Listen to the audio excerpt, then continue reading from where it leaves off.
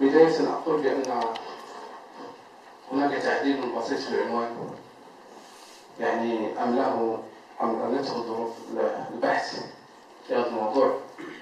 الموضوع هو الإصلاح الديني في قراءة الفكر المغربي المعاصر، رؤية أولية في الأسس الفكرية والآفاق الإنسانية. وبداية أعلن أن هذه الورقة تحتاج إلى مزيد جهد كي تأخذ طابعها النسقي المنظم. شكل موضوع الإصلاح مطار اهتمام الدعوات الإصلاحية والحركات الدينية، وهم المنشآت بالنخب الفكرية والسياسية والحركات الاجتماعية، وقد تعزز حضوره في مجال التداول المغربي في الواقع الراهن مع التحولات الاجتماعية والثقافية والسياسية التي يشهدها المغرب وعن من البلدان العربية بصفة عامة، وهو ما يعكس حاجة مجتمعنا إلى جرعات كبيرة من الإصلاح حتى يستطيع الاندراج ضمن مساقات النهضة الحضارية. الأمر الذي فرض على النخب الفكرية والعلمية والسياسية في المغرب الانخراط الواعي في تأصيل ومقاربة قضايا الإصلاح نقدا وتقويما، بل وتأسيسا لجواب موصول وغير موصول ضمن ما يسميه الدكتور طه عبد الرحمن تأسيس الجواب الإسلامي في مواجهة الحداثة الغربية المعاصرة. ومقاصد هذا الجواب أن يسهم في إصلاح الواقع الكوني، بل في صنع كونية غير مفروضة من أمة قاهرة، ومعاييره معايير الإيمان الملكوتي ومعايير تخلق التعارف. الجواب الإسلامي عن أسئلة هذا الزمان تتجلى في حقيقتين اثنتين، إحداهما الإيمان الذي يوصل إليه بالنظر الملكوتي في الآيات، والثانية هي التخلق ويتوصل إليه بالتعامل مع مختلف الأشخاص والأمم، أي بالعمل التعارف بوصفه مؤسسة للعمل التعاوني.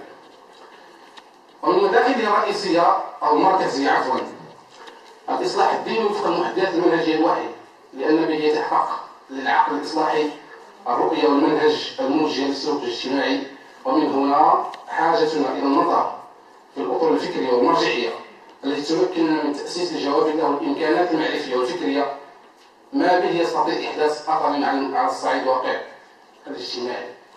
إذا ما يتميز به الخطاب الإصلاحي المغربي المعاصر هو تأسيس رؤاه الإصلاحية على منظور تكاملي، وهو ما نسعى إلى بيانه من خلال عدد من الأعمال الفكرية التي تشكل مجتمعات منظومة فكرية للإصلاح والتغيير.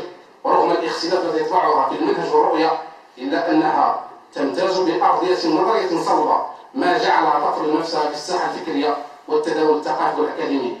ويمكن التطرق في هذه العجالة لبعض الأسماء بينها قواسم كثيرة، خاصة وأنها تشتغل على قضايا الإصلاح والتحديث. ولهذا فإن السؤال الإشكالي المؤطر لهذه الورقة هو كيف يمكن تأسيس الإصلاح الديني في قراءة الفكر العربي في قراءة الفكر الإصلاحي المغربي المعاصر، وهل يشتغل الفكر المغربي المعاصر في تنظيرته للمسألة الإصلاحية بنفس كوني إنساني، أم هو مسيج ببعد قطري محلي؟ وتنطلق هذه الورقة من المجهود النظري لعدد من رواد الفكر الإصلاحي أو ممثلي الفكر التجديدي في مجال التداول المغربي، من خلال كتابات الدكتور محمد عبد الجليل رحمه الله، والدكتور طه عبد الرحمن، والدكتور الأستاذ سعيد الشطار، والدكتور الأستاذ عبد الرحمن العقراوي، وتستثمر إمكانات متونهم المعرفية والفلسفية في محاولة البروة رؤية حول الأسس الفكرية لإصلاح الدين وآفاقه الإنساني. وعلى المستوى المنهجي فإن هذا البحث أو أقول مشروع بحث يتوصل بأربعة مفاهيم رئيسية تشكل أداته التحليلية والتفسيرية. الأول مفهوم المرجعية، وهنا أتقاطع مع ما ذكره الأخ الصديق الدكتور عبد الله خوات. الأول مفهوم المرجعية باعتبارها الفكرة الجوهرية التي تشكل أساس كل الأفكار في نموذج معين أو منظومة فكرية معينة، والركيزة النهائية الثابتة لها التي لا يمكن أن تقوم رؤية العالم دونها. والثاني مفهوم الرؤية للعالم، وهي الفلسفة الرومانية، الذي صار منظورا منهجيا حاضرا في العلوم الإنسانية الأكثر اتصالا بموضوع السلوك الملحوظ مثل علم الاجتماع والأنثروبولوجيا والعلم النفس الاجتماعي. وحضور هذا المفهوم لتحليل السلوك الاجتماعي توكيدا لنقطة أن حضوره يكون أولى وألزم عندما يتعلق الأمر بتحليل السلوك الذهني كالفعل الفلسفي والنتيجة المنظري. والثالث المفهوم الثالث النموذج المعرفي بوصفه باسم تصورية مفتاح ووضع الحقائق داخل النمط المتكرر مؤسسا على رؤية كلية بغرض التفسير.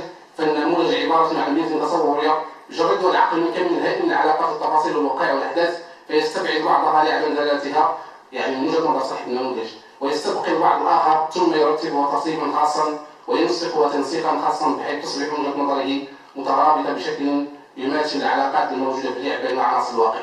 والمفهوم الرابع القيم التي تسعى أي جماعة بشرية لتحقيقها وصولها باعتبارها الضابط الحركية الاجتماعية والثقافية، وتحتاج إلى جملة وسائل أي معايير يتوسل بها القوم في جلب القيم الصالحة وضع القيم الفاسدة، والامتياز في هذه القيم والمعايير امتياز في القوة المعنوية، وبها وحدها يحصل الامتياز في الإنسانية حتى وإن أصحاب امتياز في القوة المادية.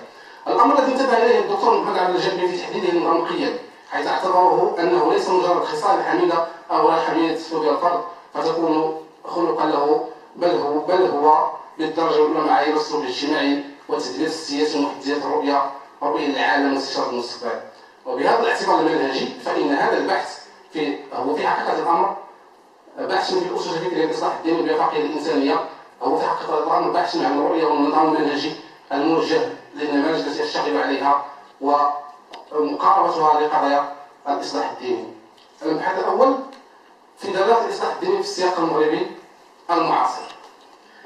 إن الحديث عن الإصلاح الديني في مجال التداول المغربي والعربي عموما يكتسب طبعا المغاير لما عرف عن المفهوم في النسق الغربي، حيث تبلورت مقولة الإصلاح الديني منذ أكثر من قرن واحتلت مساحة عامة في الخطاب الإسلامي كغيرها من المقولات التي تحيل على ما لم يتحقق بعد، واستعماله ظل مضطربا شعاراتيا على عكس مقابلته في اللغات الأوروبية التي اتخذت معاني أكثر دقة. لأن الدين في المنظور الإسلامي مخالف للرؤية الغربية القائمة على صراع تاريخي بين الدين والإنسان، ففي المنظور الإسلامي الدين هو مطلق الصلاح لا يدركه الفساد كما جاء في هذا المفعول على المستوى اللغوي عفوا. وبهذا المعنى فهو مستغني من حيث المبدأ عن الإصلاح، ومن ثم رجت على نطاق واسع في الثقافة الدينية الإسلامية قديمة وحديثة مطلب تجديد الديني أو مطالب تجديد ديني أكثر من مطالب الإصلاح. على كل حال في الورقة يعني تفصيل كثير حول هذا المفهوم، وقفت عند محمد عبدو باعتباره أول من فرق إلى هذا المفهوم. أقول رغم التحول الدلالي والمرجعي في معنى الإصلاح الديني التي سيكشف عن القوى المحافظة التي يسكنها هاجس القوى الإصلاحية، ولهذا يتم اختزال الإصلاح الديني في النسق الإسلامي والعربي في محاولة رد الاعتبار للقيم الدينية ورفع ما أثير حولها من شبه مشروط من قصد تخفيف من وزنها في نفوس المسلمين. وفي المجال المغربي الحديث أو المعاصر فإنه يشار إلى التحديث أو تحديث وإصلاح الشأن الديني بالمغرب خلال العقدين الأخيرين على الأقل من 2002 إلى اليوم بمصطلحات وكلمات مغايرة. فظهرت بالتالي في المجال التداولي الديني المغربي مفاهيم من قبيل تدبير الحق الديني، إصلاح الشأن الديني، هيكلة الحق الديني. والإشارة مصطلح الحق الديني ظهر لأول مرة مع الباحث السوسيولوجي الفرنسي بيير بورديو، ثم انتقل إلى المغرب مع الباحث السوسيولوجي المغربي محمد الطوزي في بداية الثمانينات. وأيا كان المصطلح المستعمل في دلالته فإن دلالته تعني تحديد المؤسسة الدينية الرسمية وضبط الشأن الديني عموما. وإن كان أنا يعني أتعامل مع الإصلاح الديني أكثر من هذا التحديد في الجانب المؤسسي، بل بشمولية أو كنسق معطل للمجالات الأخرى.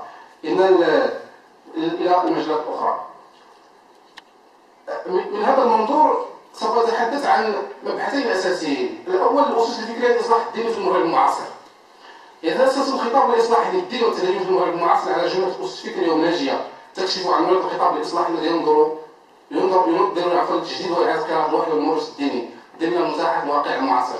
ويمكن الحديث عن 4 أسس فكرية للإصلاح الديني من خلال كما قلت كتابات الدكتور الجبري والدكتور طه عبد الرحمن والدكتور شاعر الشبار والدكتور عبد الرحمن العذراوي. أو الأساس الأول المرجعي ودورها المنهجي في تأسيس الإصلاح الديني. شكلت المرجعية عاملا أساسيا في تحديد المنطلقات والاختيار الفكري للإصلاح، ويمكن اعتبار عدم الانجماع حول أحد الأسباب الرئيسية في فشل وتعطل المشاريع الإصلاحية في العالم العربي، حيث تشكل تبعا لذلك تعدد المرجعيات داخل الأمة وتيارات فكرية فرقت الأمة أكثر مما جمعتها، فظهر بالتالي التيار السلفي القومي العلماني اليساري الليبرالي وغيرها من التيارات المعروفة في العالم الإسلامي العربي. رسم لكل واحد منها لنفسه تحيزات المرجعية في دائرة مستقلة مغلقة حتى أصبحت الأمة تقاسمها مرجعيات عوض مرجعية عليا حاكمة. إن إزالة إشكال المنهج في الطاعة مع ثقافة الآخر انعكس سلبا على العطاء المعنوي في الفكر الإصلاحي، وقد أثر على مضمونه إذ لم تستطع هذه التحيزات المرجعية أن تشكل نفسا عاما للأمة قادرا على الإبداع والفعل الحضاري. والمرجعية التي أقصد هي التي تمثل الضابط المرجعي لمعيار الجسم الديني وتداخلاته في المجتمع المسلم بكل أبعاده، وهي التي تقدم الحلول لمشكلاته وتحيط به من جوانبه جميعها لتضمن بقاء الرؤية الإسلامية سليمة في نفسها عامة، العقلية والشرعية والأخلاقية وغيرها من المجالات. مثلا هنا يمكن الحديث عن المرجعية الشيعية والسنية، وداخل المرجعية السنية هناك مرجعيات أخرى، وداخل المرجعية الشيعية هناك مرجعيات أخرى. إن المرجعية الدينية بهذا الفهم هي التي تعطي الإصلاح وتغيير الهوية الحضارية، وهي تمتلك الإحالة على الأصول والمفاهيم كل المستوعبة للزمن والمكان والمخاطبة للإنسان حيث كان، وعلى السنن النفسية والاجتماعية والثقافية والكونية التي من أخطأ طريقه إلى التغيير ولازمه العودة بعد أمد بعيد حسب تعبير الأستاذ الدكتور سعد شقار. وهي تقوم في منظور عبد الجبري بترتيب العلاقة من بين الدين والدنيا، الهوية والعولمة والحدثة والأسرار وغيرها. وهل من التأسيس على المرجعية الجامعة حاكمة بأقصد وحي طبيعة الحال هو تجاوز الكثير من الإشكال الفرعية التي تقوض دور الدين وحضوره المركزي في القضاء العام، خاصة من الأمر له علاقة مباشرة بالهوية، وهي التي يقول فيها الدكتور الجابري في حالتنا إن المغاربة يفتخرون أو يفتخر المغاربة عادة بأنهم يتمتعون بالانسجام والوحدة على مستوى الهوية الدينية، فهم جميعا مسلمون سنة مالكيون، ولهذا ضرر كبير في الإصلاح. الأساس الثاني تحدثت عن تكامل الإصلاح، طبعا الحال في كل أساس من الأسس تستحضر نصوص الكتابات أو الرواد التي أشرت إليها. الأساس الثاني هو البعد الفلسفي للدين. هذا الأساس هو ما يعطي للدين قوته وعمقه الفكري الذي به يستطيع تقطير الأنساق والمجالات الإصلاحية الأخرى. ولعل مشروع الدكتور طه عبد الرحمن أكبر تعبير هذا الأساس، فمشروعه هو أساسا هو بحث من فلسفة الدين، وقد سلك مسألة تجسيد الدين من باب فلسفي. والدكتور طه عبد الرحمن ينطلق في تنظيراته من الاعتقاد في أن الأخلاق ماهية الإنسان، فالأخلاق هي أولى بالإنسان من العقلانية، فإصلاح العقل ليس غاية الحد ذاته، إنما هو أنظر لابد من عبور الإصلاح الممارسة الدينية. وقد عبر سيدنا الدكتور سعد الشقار عن هذا بقوله إن حاجتنا اليوم جالسين إلى نظريات في المعرفة والعلوم تضفي عليها الأبعاد الغائبة عنها، النظريات التي تعكس البعد الفلسفي والمعرفي للدين في تقديره لفكر وسلوك الإنسان وفي تقديره للحياة والوجود ككل. ذلك من التي بدأت تعرف الفلسفة الكبرى الكلية الكبرى يقصد العقلانية العلمية والوضعية المادية الطبيعية الإنسية، إنما هو لصالح توجهات جزئية عملت عليها نزاعات فردية وبيئة مطلقة.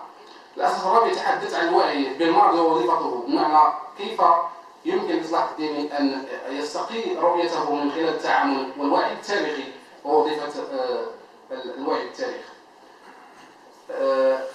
على مستوى الوعي التاريخي أستحضر هنا نص للأستاذ الدكتور عبد الرحمن العقراوي يقول فيه من خلال نقده لما يسمى بالعقل الإصلاحي.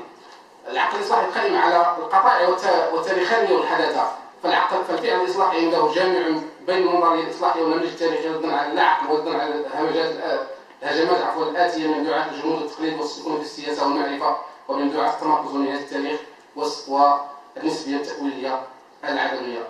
ثم هناك المبحث الثالث تحدثت فيه عن الآفاق الإنسانية لإصلاح الدين، وحاولت أن أبرز أن هذه الكتابات منشغلة بالآفاق الإنسانية أكثر منها التنظير لما هو محلي، وهذا مضاد لأطروحة الإصلاح الديني كما كانت عند رواد الإصلاحية الدينية الأوائل. ثم طبيعة الحال الجابري نستفيد منه بشيء كثير حين أنه دخل في نقاش عميق مع المرجعية ودورها في تشكيل الإصلاح الديني، خاصة بأنه قام بانتقاد كبير للإصلاح الديني كما ظهر في أوروبا. وحين على طبيعة الحال كتابه المعروف في هذا هو في نقد الحاجة للإصلاح. هذه الرؤية التي حاولت التدليل عليها في هذه المداخلة، وإن كان الوقت لم يسعفنا لبيان استدلالاتها النظرية من خلال هذه المشكلة الشاغلة عليها، أمل أن نعود إليها إن شاء الله في وقت آخر، وشكرا.